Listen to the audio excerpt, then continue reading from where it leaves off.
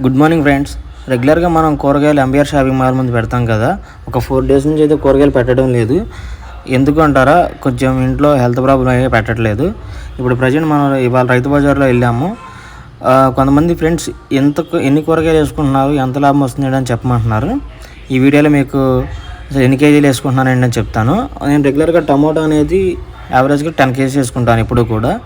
ఈ అరటికాయలు అనేది ఇవాళ నేను 12 కాయలు నాకు 60 రూపాయలు పడినాయి. రెగ్యులర్గా అయితే 40 రూపాయలకి ఇచ్చేవాళ్ళు, 60 రూపాయలు పడినాయి. వంకాయలు కేజీ 35 రూపాయలు చొప్పున నేను 2 కేజీలు వేసుకున్నాను. పచ్చిమిర్చి కూడా అంతే, కేజీ 35 చొప్పున మనం 2 కేజీలు వేసుకున్నాము. బెండకాయ విషయానికి వస్తే బెండకాయ కూడా కేజీ 20 రూపాయలు చొప్పున 3 కేజీలు తీసుకున్నాము.